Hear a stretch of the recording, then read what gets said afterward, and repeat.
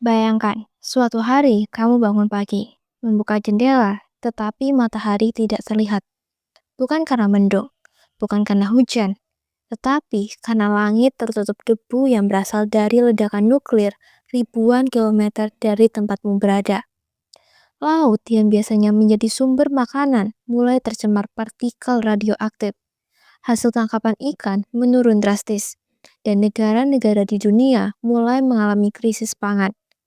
Kedengarannya seperti cerita film apokaliptik, tetapi skenario seperti ini sebenarnya sering dibahas oleh para ilmuwan dan para pemimpin dunia ketika mereka membicarakan kemungkinan Perang Dunia Ketiga. Dan yang mengejutkan, meskipun Indonesia mungkin tidak ikut berperang, dampaknya tetap bisa sampai ke sini.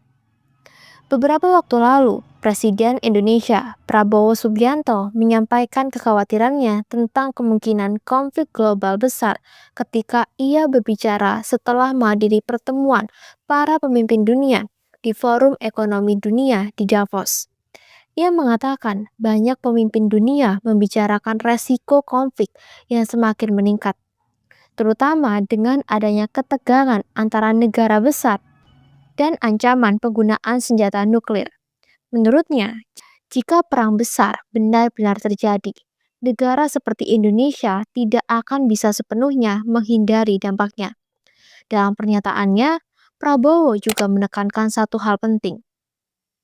Indonesia adalah negara yang menganut politik luar negeri bebas aktif dan tidak bergabung dalam fakta militer besar. Artinya, ketika dunia berada dalam situasi krisis global, Indonesia harus benar-benar bersiap menghadapi tantangan dengan kekuatannya sendiri. Lalu pertanyaannya, mengapa para pemimpin dunia mulai membicarakan resiko perang besar lagi?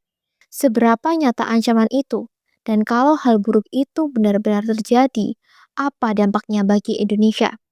Di video ini, kita akan membahasnya secara jelas, logis, dan mudah dipahami. Kita akan melihat mengapa dunia kembali khawatir tentang konflik global. Apa sebenarnya yang dimaksud dengan perang nuklir atau nuclear winter? Serta mengapa Indonesia perlu mempersiapkan diri meskipun tidak ikut berperang.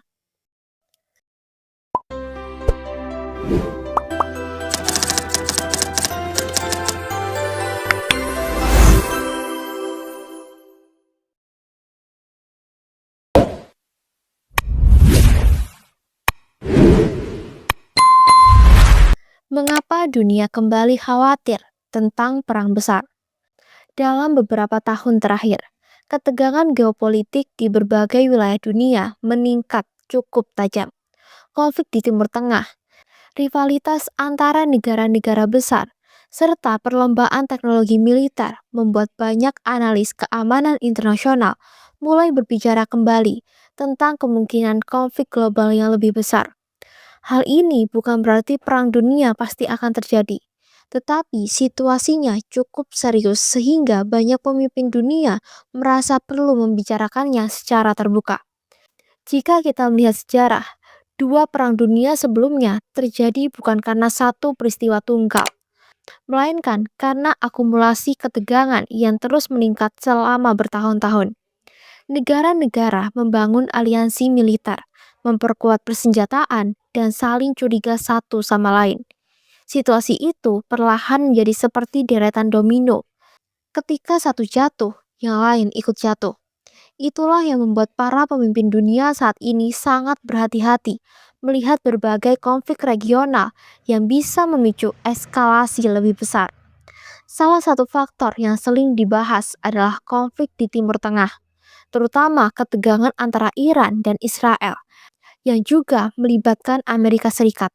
Ketika negara-negara besar ikut terlibat dalam konflik regional, resiko meluasnya konflik tersebut menjadi jauh lebih besar. Dalam dunia yang saling terhubung seperti sekarang, satu konflik bisa dengan cepat menarik banyak negara lain ke dalam pusaran yang sama. Selain itu, perkembangan teknologi militer juga membuat situasinya lebih kompleks.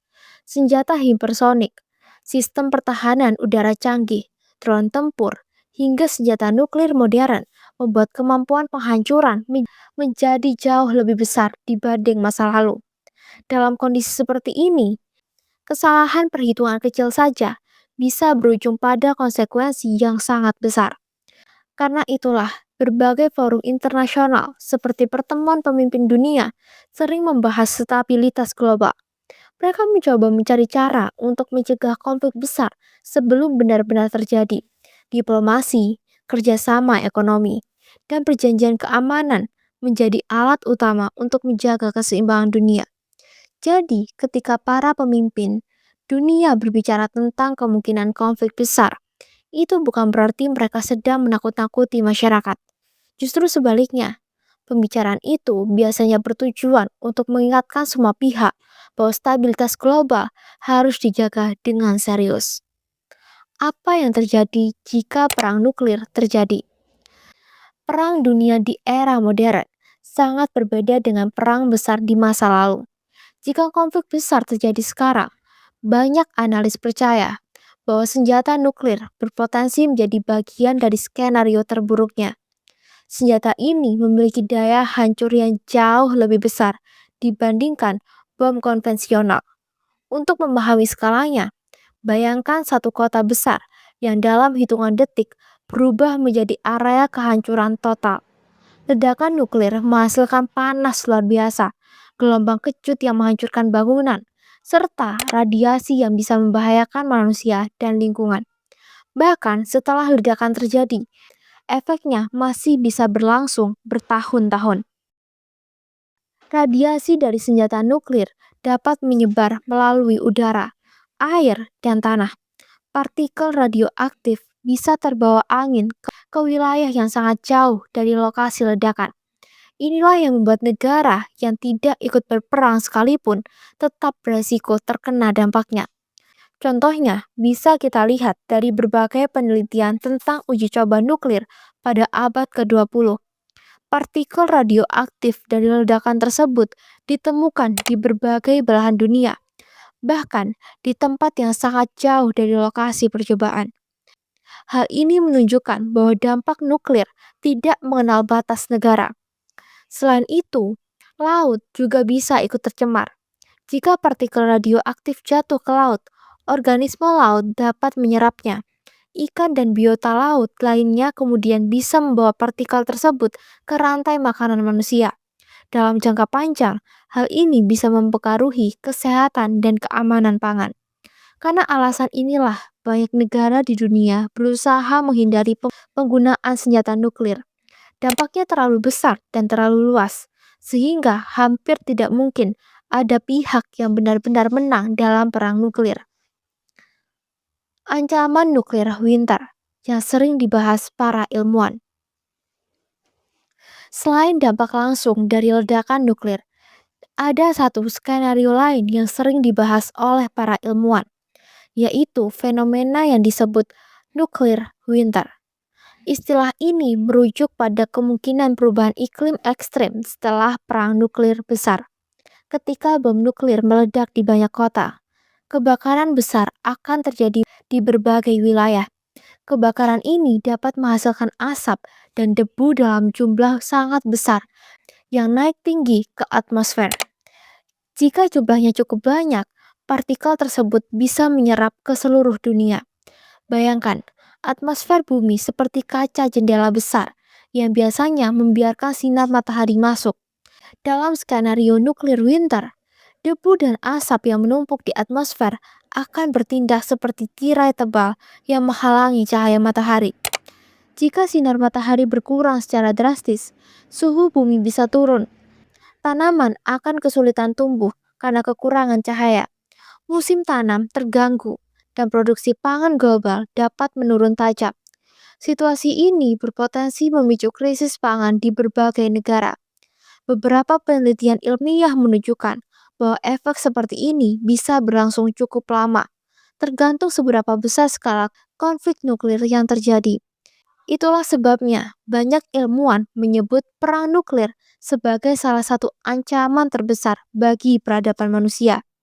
Dengan kata lain, dampak perang nuklir bukan hanya tentang ledakan di medan perang, ia juga bisa mengubah kondisi lingkungan planet kita secara keseluruhan. Mengapa Indonesia tetap bisa terdampak? Banyak orang berpikir bahwa jika sebuah negara tidak ikut berperang, maka negara tersebut akan aman dari dampak konflik. Namun, dalam dunia modern yang saling terhubung, kenyataannya tidak sesederhana itu.